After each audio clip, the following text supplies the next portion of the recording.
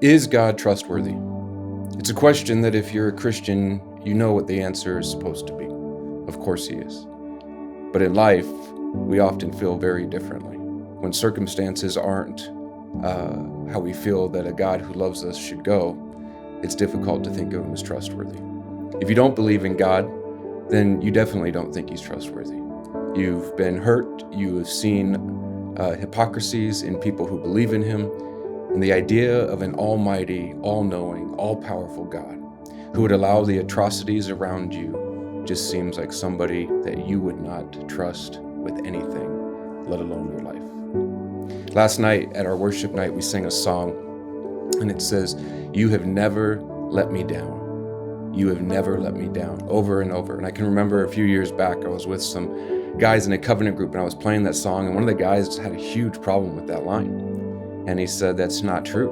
Like, God does let us down." And one of the things that I felt like God gave me in that moment was, no, he lets our perception of him down. You see, I have a perception of what God should do and what he shouldn't do. My perception is unbelievably limited. It's limited to my experiences, my years, my knowledge, wisdom, education. And so I have a perception of what God should do in any given situation, and he has let that down. But has God ever really let you down? Has he ever left you? Has he ever broken a promise that he made with you? Has he ever forgotten you? You see, the truth of the matter is, even in our darkest times, even when we do not feel his presence, even when we feel we have run so far away from him, he is there. He is calling and he is drawing us. I can remember I was about 17, 18 years old, and I was working at a grocery store called AJ's Fine Foods. And I had a tenuous relationship with my mother at times growing up, and I was very disrespectful as I left the house for my job. Said some incredibly mean and hurtful things. And she had called my dad, and he was at work. Now, I didn't know any of this because I went off to work my shift as a cashier at the grocery store. But as she called him and he's at work, he gets on his knees in his office at work and just begins to weep before the Lord and say, "My son is grown up past traditional discipline. Spankings and groundings are no longer what's there. But Lord, would you meet him where you need to meet him? Correct him, help him learn the things of godliness and righteousness." So little could he know, at the end of my shift at about 9:30, comes in this woman in a wheelchair, a motorized cart, and her son, who was about my age, 18 years old. And the worst thing when you're in retail is to have that person come in right before the door closes and then slowly take their time and shop. And so I was rather frustrated as they walked aisle by aisle, shopping and putting everything in the scooter and getting their needs. And it was about half an hour past our time of close when they come up. So I'm already in no mood to have grace, kindness. I came to work bitter and frustrated, angry, and here these people have just seemed to compound that. During this time, the woman in the scooter, the mother, goes off to get something she forgot, and the son grabs a bouquet of flowers that we have near the counter, and he says, "Hey, could you ring these up real quickly for me? Here's the cash. I want to get these for my mom."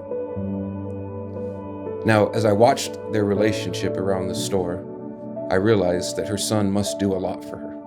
As he picked things off the shelves and put it in the cart, he must spend a lot of his life, at about 18 years old, taking care of her.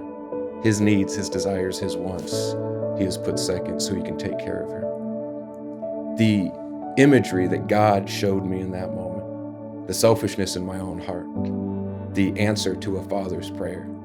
I remember barely being able to finish checking out as he kept the bouquet of flowers hidden in a paper bag and was going to surprise her later with it. I went back to the dairy room in the grocery store, got on my knees and wept and said, "Oh God, what am I doing?" Came home that night, my parents were in the living room, and apologized and told them the story, and my dad just began to give praise and shout hallelujah. His prayers were answered. You see, God did a similar thing with Abraham. When he said, "I'm going to make you a mighty nation," and Abraham said, "That's not possible. I have no son."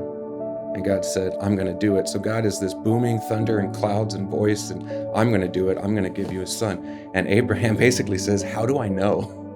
What audacity, what guts to say to this cloud that is speaking to you, how do I know you're going to do what you say?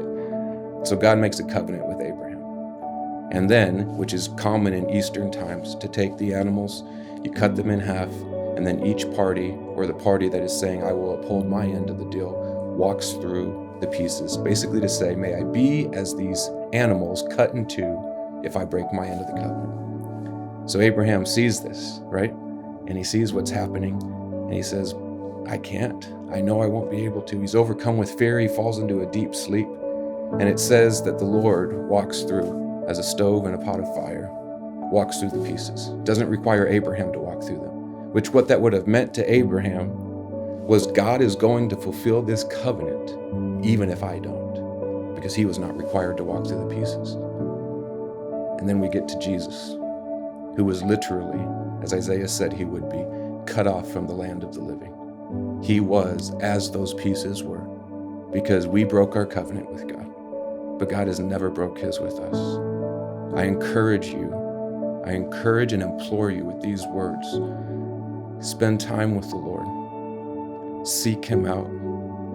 And maybe you need to reevaluate your perspective on what his goodness is.